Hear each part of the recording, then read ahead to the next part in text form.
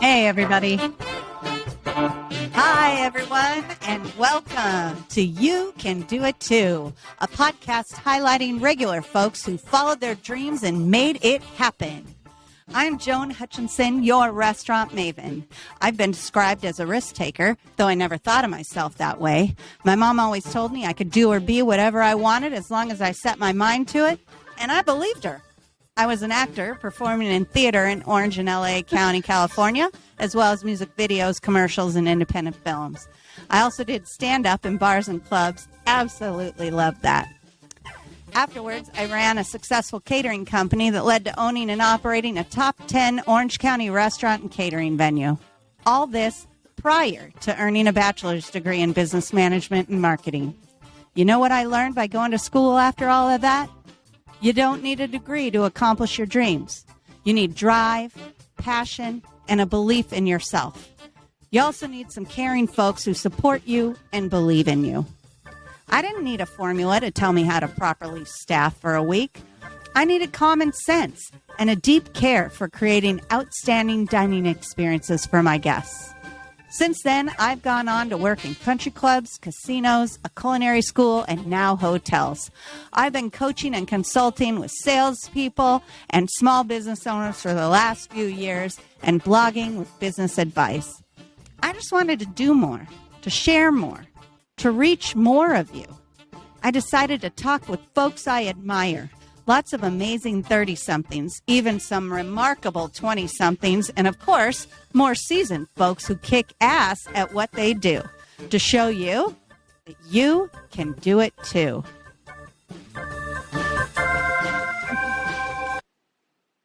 All right. Thanks so much, everybody, for joining us today. Today is our very first podcast. Bear with any technical difficulties. I'm hoping that the tech gods are with me today as we enter this new realm for me. My first guest today is Michelle Ferry. She is a sales superstar. Michelle is an 8-time Sales Leader of the Year, 20-time member of the 100% Club, and a Vice President Award recipient.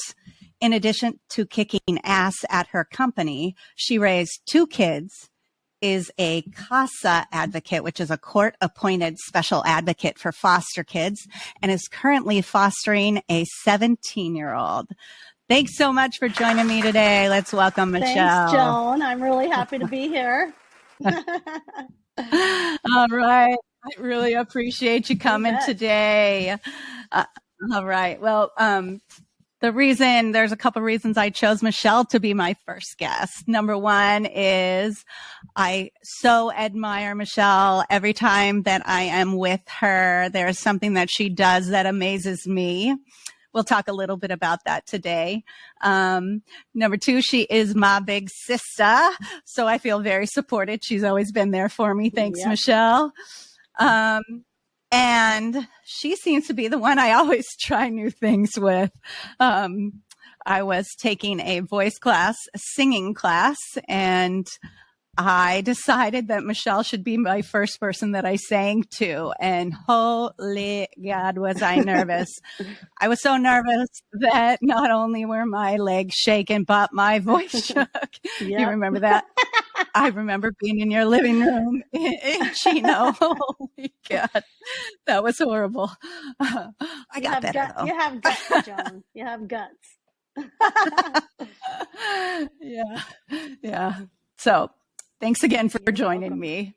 What made you say yes to being here today, Michelle? I guess I'd have to say that I am always amazed at all the things you do, Joan. Your intro is definitely a good description of you. You are not afraid to dip your toes in the water of anything, and you've sort of woven this fabric of all the different things that you're passionate about. And this is just your next step. And I was excited to be a part of this because this is new for you. And I've never done it before either. Although in the past, you and I talked about we should get a you should get a radio show. We should get a radio show. Us and our sisters could talk forever, like that would be something really fun. So Uh-huh. when you sent me a message and asked me, I was really happy to participate, especially to be your first one. So I'm a little nervous, but we'll get through it. You and I don't have any trouble keeping the conversation going. So I think we'll be fine. Yeah. Yeah. I agree. We are never at a loss for words, that's for sure. So, you, as I said in your introduction, you are a rock star in sales. I mean, when I say that every time I'm with you, I'm impressed. I learn things from you all the time, just going to the store. You came to visit me, and we were walking through a grocery store or something, and we saw a man loading his cart with dog food. And you said, boy, somebody's going to eat good tonight. And you must have had a 10-minute conversation with that man. You didn't even know. And I just loved that. And I feel like that has so much to do with why you kick ass in sales. And I just, can you tell me how you got started? Yeah. What got you started in For sales? sure. First, I'll address that man with the grocery store cart. When my daughter was in college, she told me that she had trouble meeting new friends and that she was shy. I never thought she was shy because she grew up with me and we never had a problem talking. I saw all the friends she had. I never thought she was shy. And one of the things I said to her, and I don't know if she'll remember this or not, but every day make a comment to somebody about anything. And you'd be surprised about the conversation that you have. And sometimes there'll be a connection. So get in an elevator and tell somebody you like their shoes, or say hello to 5 random people today. Just get yourself out there. And I don't really know how I learned that. I just know that it comes naturally to me. So maybe that is why sales was something that I was interested in. I was a stay-home mom. I had worked in aerospace as like a secretary to an engineering department and a planner for an engineering department. And I decided to stay home with my kids. And my husband and I were moving back to Orange County. We had moved out to afford our first home, and we were able to move back to get the next step up. And I was a little nervous about the jump in house payment. So I sort of put some feelers out like, hey, anybody have some part-time work? And one of our other sisters said, hey, would you be interested in coming and helping us in our office? We're growing and we just need somebody to answer our phones maybe a couple days a week.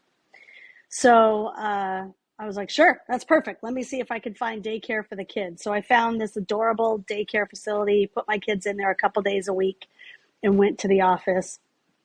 And 2 days turned into 3 days, turned into 4 days, turned into 5 days. And next thing you know, my kids were in daycare full time and I was working at this company full time. But I can tell you that the first month I worked there, I just observed everybody and what their job was and what they were doing, where they were, how they, conducted themselves, what they had really like, if we went out to lunch, who had the nice car. And I said, what do those guys do? I was really just a temporary employee. And they said, those guys are our sales guys. And I said, oh, okay. That's what I want to do. I mean, I knew right away when I saw them. And I've had no passion to do any kind of career in my life at all. I never, I still say, and I'm almost done with my career, I still say, I don't know what I'm going to do when I grow up because I didn't really plan on this job. Sometimes when you're good at something, you end up liking it. So it was the other way around for me, Mm-hmm. But I just saw that the salespeople had a lot of flexibility. They were in and out of the office. They got to do presentations. They got to go do lunches, and they got to take people golfing and things like that. And I was like, that seems like a lot more so it was fun. like it was the lifestyle.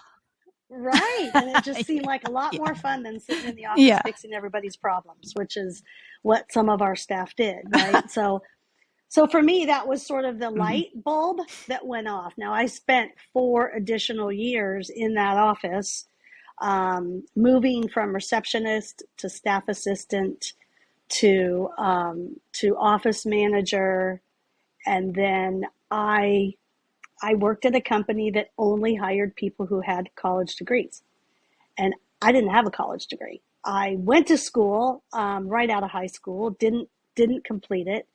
Went to school again when my kids were little, to try to finish my degree, and it just became too much with 2 kids, raising 2 kids, working, and well, I wasn't working, going to school, and didn't finish. And so I made several attempts at it, but it just never worked out where I was in the place in my life. And so I never suspected that they would consider hiring me as a salesperson. I just knew sales was what I wanted to do. So I was like, okay, I'm going to go get my real estate license, because that's what you needed back then, to sell mortgages. So I connected with an old coworker at the engineering firm who was working for a mortgage company. He told me, "You'd be great. Go get your real estate license. We'll work together." And so I went and did that and started working in a broker's office while I had the staff assistant office manager job. And when I told my boss that I was probably going to quit and go work for that firm, they said, "Why? We'll hire you here." So surprising to me that they were going to take a shot at hiring somebody who didn't have a college degree. And I had to go through a lot to get that job. I had to do a lot of interviews. I had to do personality testing. I had to do industrial psychologist sessions. I had to do role playing. I had to meet all the VPs. I had to really go through a long process to get to the point where they said, "Yeah, we think she'll do just fine." And that was 25 years ago. And I am still at the same company that I started as the receptionist at. And I've been selling out in the field since 1996. So I don't know how many years that is yet. Wow. But anyway, I've been there 31 and years. you have been kicking ass most of the time. Yeah. My first fantastic. Year in sales, And you I didn't think I could do it. I didn't make a single sale. And that's where the failure came in, right? I didn't make a single sale. And I went to people I respected and said, maybe this isn't for me.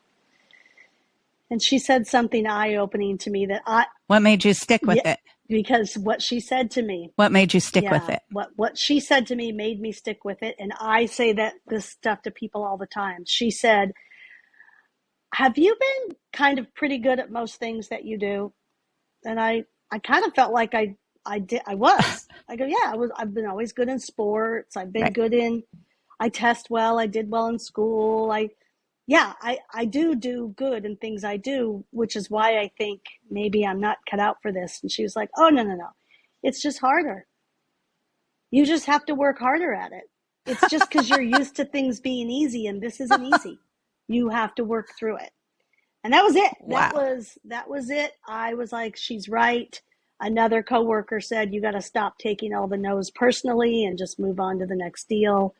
That helped too. He said, "You'll never make it in sales if you take everything to heart." So those couple of things just sort of helped me get my career moving and taking the ups and the downs and the highs and the lows as they came and just trying to stick with it. Right. So you said that when you told your job that you were going to take a different job because obviously you're looking for more, and now, what you were interested in was sales. What about other people around you, your family members, when you said you wanted to do the sales thing? What was their reaction? I mean, I think it was such a long time ago. I don't know if I remember, except for that I always feel like I've always had support around me. My family's always been supportive. My husband was like, go for it. I mean, for him, I had to do the math and I had to show him the math. Like, this is how it works, right? When I When I sell a mortgage, this is the commission I make. When I made the leap to go and work for the company I'm working for now, I actually had to move for 6 months to another state and train and leave my little toddlers at home with my husband and a babysitter, which was That's a scary. huge sacrifice. And I just kept saying to myself, it's going to be worth it in the end. It's going to be worth it. And I had to be away from them. The longest I was away was a month, which was tough. My daughter may not remember, but my husband found her in the closet crying with a tiny little airplane in her hand that she missed her mommy. And that broke my heart. But, I just kept saying it's a means to an end. It's a means to an end. This is going to go by fast. And in the scale of our lives, it's small. Just make the sacrifice and do it. And I did, and it worked out. So did you just feel it in your heart that you just knew? By this time, I had met a lot of salespeople in our company, not just in the territory I was at. I had definitely seen the lifestyle, the flexibility, the app really conducive to a working parent, to be in sales. Today, even more so with COVID, right? Like you get so much more time at home, but all of that stuff made me just feel like we will do much better as a family if I can be successful at this. So I just wanted to stick with it. All right. So that was your why, because a lot of times, all these business coaches, famous Tony Robbins, they all say you need a why. And so that was your why that pulled you through those scary times. Well, that's funny because I never thought of that until you just said that. But because I was like, I don't know. I just felt like it was the next thing I should get in my job. But that was the why. I wanted to be financially healthy as a family and to be able to provide for my family. And I wanted a job that I liked. And that was my why, I guess. Awesome. Well, I think that's a really good why. I love that you said you noticed what they were driving, they had the nicest cars, what they ordered to eat, write a few notes, take a few phone calls, be gone again. Of course, times change and it gets harder and harder. That is not what I do all day, but but back then, that's what they did. Right. So, do you have a mentor or a group that you belong to that helped you grow? I would say when I first explain got like into your process? Sales, my mentor was really the sales manager that I worked for. He was really a big cheerleader for me. He knew the capabilities that I had, and he's the one that said, I don't care if we've always hired people with a college degree. Let's go get you through the process and see if I think you can do it.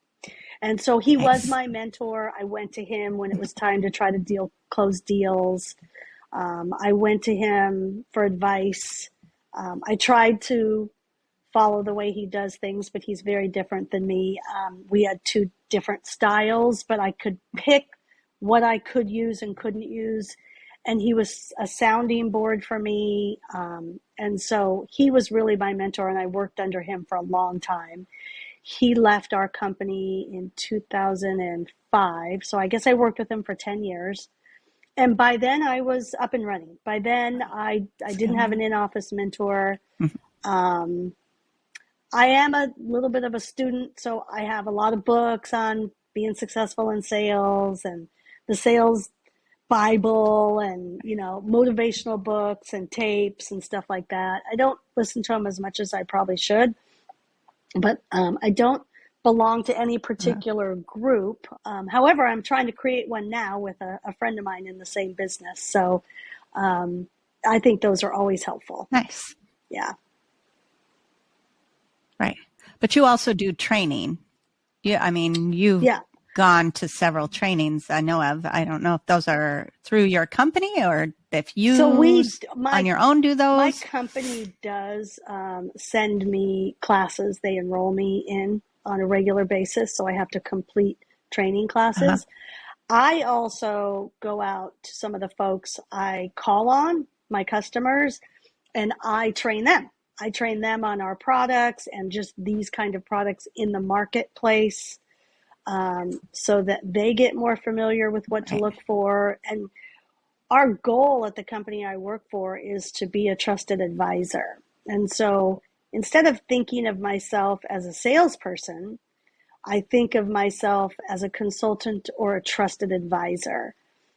When they feel like they can call me and Mm-hmm. ask me questions, even if it's not my client, and I can give them advice or information, I know that they trust me. And when the right client comes along that they want me to take a look at, you know, they know what they're getting with me. They're getting somebody who will get back to them, who will give them unbiased information, and just help them Right. through the process for Yep. what they need. Love that. Yeah. Yep. I used to do that with catering people. People came to me to talk to me about doing their weddings. Yep. And I would talk with them a lot and give them advice and tell them if they had questions about other venues that they looked at, they could always contact me. And I just think that that helps just it. Let's face it, you know, all of us are salespeople. Everyone is for their own company, for themselves. You have to know how to sell in pretty much everything you do. You have to sell yourself so you can get a job, you know. Yeah. But the trick really is to create Exactly. trust, like It you comes said. I back feel in like spades. It trust really does. and And my company did send me away for 6 months to train.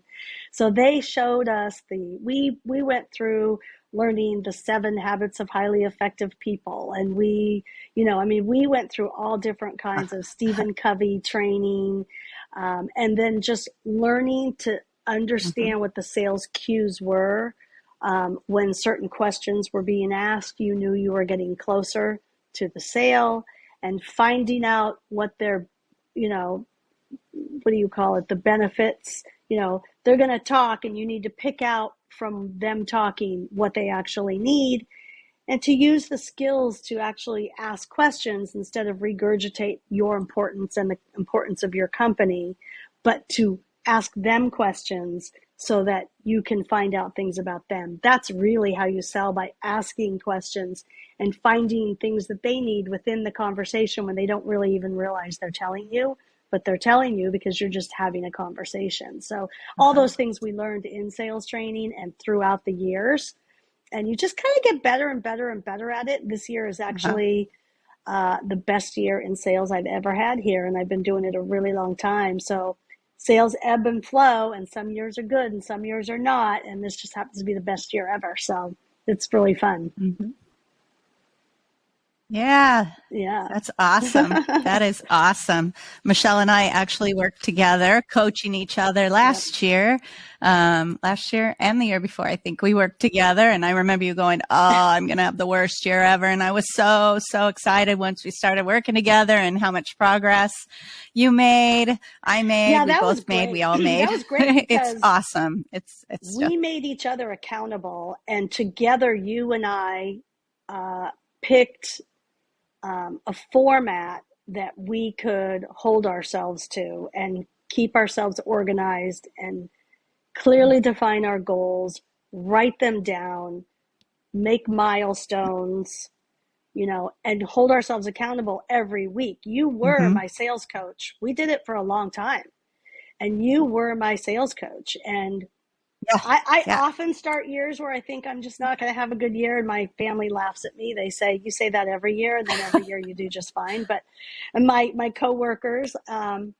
say the same thing to me, but they all say the same thing to me. I think that's sort of inherent in sales. You have to feel desperate in order to like get out there and work. So you got to feel a little desperate, and you're like, oh God. Uh, but but yeah, I mean, it helped me stay on track. Yeah. It helped me get motivated. I knew I had to answer to you the next week, and we did stuff like we had to read certain things, we had to Right. write certain things down, we had tasks we had to complete, Right. we had milestones we had to meet. So yeah, that was great. That was great. Yeah. Yeah. Yes. Yes. I love that. I'm doing that now with with someone else, and put myself out there for other people who are interested in Yeah, no, it accountability was great. coaching. Um, just because I feel just like it made such a difference, and it really, I think, increased not just our business lives, but our personal lives Yeah, for got sure. better, Because we I talked about think. all aspects of our Um, life. When we did that accountability coaching, that was, what do you want in your relationship? What do you want in your career? What do you want with your family? What do you want uh overall for your long term goal in your life? And all those things, we touched on every one of those things every time we talked. And somebody had told me a long right. time ago, it was probably one of the Yep. trainings that I took or the book that I read or whatever. It's like, when you write down your goals, your subconscious goes to work on those. And so we did that every week. And I've told, my son's in sales and other Yes. people are in sales, and I've told people, write it down. Even if you never look at it till the end of the year, you're going to go, oh my God, I did that. I did that. I did that. I did that. You're better off if you're constantly Yeah. looking at them and reminding yourself, but your Yeah. subconscious goes to work to achieve those things for you. It works. Write down, I'm going to sell 10 houses this year. Write down, It I'm going does. to write this much insurance. Write it down, be specific. It does work. Write down, I'm going to do a Absolutely. podcast. That's right. That's right. Yeah. Absolutely. Absolutely. 100%. I mean, yeah. And what you pay attention to, what you start tracking grows. In once you say, I want to have, which was one of our goals, or one of my goals was, I need to have $5,000 Right. in my savings account. I need to have 1,000. I need to have 1,500 in my checking account at all times. You write it down. You've said it Yep. out loud. And you've said, instead of just I want or I need, you said I will have or Right. I Right. have. Use the I present I tense. weigh Um, this much. and then, yeah, your subconscious Right, goes to because work. we did that too. I weigh Right. this much, right? We're not going to go there Thank today. God. We But we I do did. want to say that Yeah. so many people say to me, But the other thing, "Oh, well, you have a great sales personality. I don't have that kind of personality." And for me, I think it a lot of times isn't about a personality. It's about writing those things down, being consistent, doing what you say you're going to do. None of those things take right, personality. They just, they just move you forward. So I feel like anyone can do it. Not everyone's right, going to enjoy it, absolutely. but anyone can do it. Yep. That's That's right. right. Hey, you can That's do it right. too. That's my whole point. Yeah, Eric Lofholm says, if you're doing what you're supposed to be doing, if you're doing the steps you know that are required, you might not get paid today. You might not get paid tomorrow, but you're going to get paid because you're doing what you're supposed to be doing. So if you're supposed to make 100 calls a day in order to reach the right number of sales, and it only takes 20 calls to reach Right. that number of sales, Right. you don't get to go home at 20 calls. You have to you have to make the 100 calls because, Right. you know, Because only that it day, if requires you made your 100 calls. sales, the So you next have to five do it. days in a row, you could zero sales with 100 calls, and that's the ebb and flow of sales, and That's right. that's the part That's that's right. tough for people with hearing no a lot and just having to keep moving forward with it. But look at the work that we did a year or two ago, and what the year I'm having now, right? So that clearly, you know, Yeah. Yes. took, I had a good year that year. I had a better year last year, and then next year, and this year Yeah. is phenomenal. So it does pay itself in rewards for sure. Right. Yeah. Yeah. Absolutely. So what's next, Michelle? You just said you're nearing the end. It's funny because you're not yet. I want. Have you figured it out? You're going to move to Wisconsin and have a wine bar in Door County. I don't think I could do the cherry wine or the strawberry wine. I don't know. That sounds like fun to me, doing a little wine bar. It's definitely cherry here. I mean, this is my 30. I've been here at the same company 31 years. It's very unusual. My company has a lot of tenured salespeople, a lot. We've had people 20, 25 years, 30, 37 years in sales, which is really unusual in the business I work in. I'm in employee benefits. It's unusual for somebody to stay that long, but I've stayed because the company's been 4 different companies, really just changing their name and acquiring other companies. And so it's always been kind of different, and you could make your day very different every day. So it's been good for me. But, I think after 32 years, I think I might want to go on to the second chapter of my life, right? So my 2 little grand boys are like the light of my life, and they make me the happiest I've ever been. You could be in a worse mood, and as soon as they walk in the door, my whole life changes.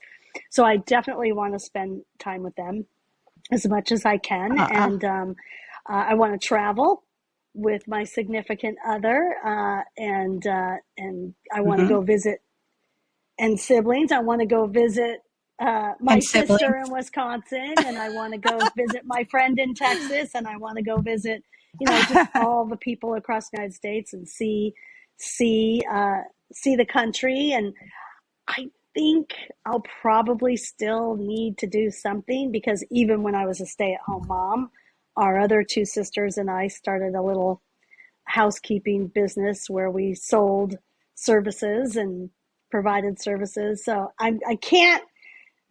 Yeah. I forgot. Really I did that too. Idle. I do have to do something. I have different interests. I have huge interest in real estate. That takes a lot of cash. So we'll see how we're doing then. But I have real estate interest and grandkids and travel and just, our mom passed away younger than she should have. Our sister passed away way, way younger than she should have. And so every day is a gift. And for me, I just really want to be able to spend the most time with the people that I love the most until I just don't have those days anymore. And we just don't know when that's going to be. So for me, that's why I do it now. Right. Yep. Absolutely love it. Thanks for joining me today, Michelle. I'm going to let everybody know what's coming up. So tune in next time, Sunday, August 14th. I'll be talking with Caleb Suda, owner, operator of Iron Duck and founder of The Fresh Kind in Green Bay, Wisconsin. Get this? He's in his 20s. You will want to listen to that. Why am I doing this podcast? Because it's important to me that we all have it in us to succeed. My guests weren't born into royalty. They are normal people like you and me who saw an opportunity and ran with it. Listen every other Sunday at 6 p.m. Central for tips, tricks, and just plain old inspiration. And if you're looking for more specific help with your restaurant hospitality business, check out www.yourrestaurantmaven.com. Read my blog and connect with me for coaching and consulting opportunities. Joan. Thanks again for joining us. Definitely stay tuned 2 weeks from today. Thanks, Michelle.